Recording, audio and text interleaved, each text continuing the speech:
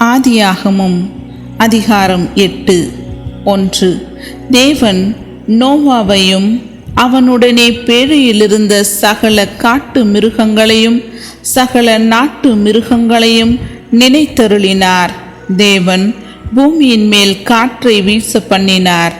அப்பொழுது ஜலம் அமர்ந்தது. 2.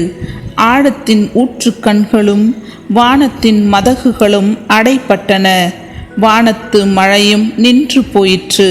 3. ஜலம் பூமியிலிருந்து நாளுக்கு நாள் வற்றி கொண்டே வந்தது. 150 நாளுக்கு பின்பு ஜலம் வடிந்தது. 4. 7ஆம் மாதம் 17ஆம் தேதியிலே பேழை அரராத் என்னும் மலைகளின் மேல் தங்கிற்று.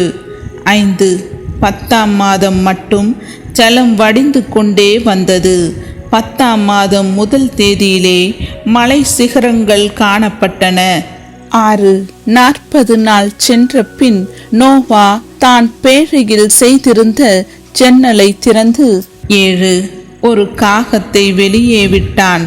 அது புறப்பட்டு பூமியின் மேல் இருந்த ஜலம் வற்றி போகும் வரைக்கும் போகிறதும் வருகிறதுமாய் இருந்தது.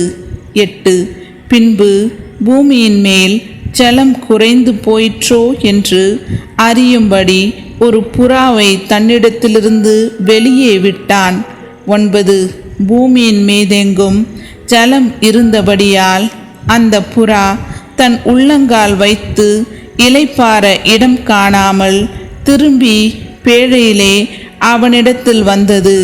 அவன் தன் கையை நீட்டி அதை பிடித்து தன்னிடமாக பேழைக்குள் சேர்த்து கொண்டான். 10. பின்னும் 7 நாள் பொறுத்து மறுபடியும் புறாவை பேழையிலிருந்து வெளியே விட்டான். 11. அந்த புறா சாயங்காலத்தில் அவனிடத்தில் வந்து சேர்ந்தது. இதோ அது கொத்தி கொண்டு வந்த ஒரு ஒலிவ மரத்தின் இலை அதன் வாயில் இருந்தது. அதனாலே நோவா பூமியின் மேல் ஜலம் குறைந்து போயிற்றென்று அறிந்தான். 12. பின்னும் 7 நாள் பொறுத்து அவன் புறாவை வெளியே விட்டான். அது அவனிடத்திற்கு திரும்பி வரவில்லை. 13. அவனுக்கு 601 வயதாகும் வருஷத்தில் 1 மாதம் 1 தேதியிலே பூமியின் மேல் இருந்த ஜலம் வற்றி போயிற்று. நோவா பேழையின் மேல் தட்டை எடுத்து பார்த்தான். பூமியின் மேல் ஜலம் இல்லாதிருந்தது. 14. 2ஆம் மாதம் 27ஆம் தேதியிலே பூமி காய்ந்திருந்தது. 15. அப்பொழுது தேவன் நோவாவை நோக்கி 16. நீயும் உன்னோடே கூட உன் மனைவியும் உன் குமாரரும் உன் குமாரரின் மனைவிகளும் பேழையை விட்டு புறப்படுங்கள். 17. உன்னிடத்தில் இருக்கிற சகலவித மாம்ச ஜந்துக்களாகிய பறவைகளையும் மிருகங்களையும் பூமியின் மேல் ஊறுகிற சகல பிராணிகளையும் உன்னோடே வெளியே வரவிடு. அவைகள் பூமியிலே திரளாய் வர்த்தித்து பூமியின் மேல் பலுகி பெருக கடவது என்றார். 18. அப்பொழுது நோவாவும் அவன் குமாரரும் அவன் மனைவியும் அவன் குமாரரின் மனைவிகளும் புறப்பட்டு வந்தார்கள். 19.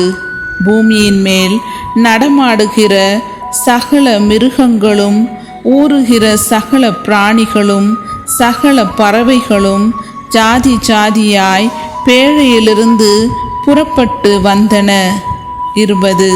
அப்பொழுது நோவா கர்த்தருக்கு ஒரு பலிபீடம் கட்டி சுத்தமான சகல மிருகங்களிலும் சுத்தமான சகல பறவைகளிலும் சிலவற்றை தெரிந்து கொண்டு அவைகளை பலிபீடத்தின் மேல் தகன பலிகளாக பலியிட்டான்.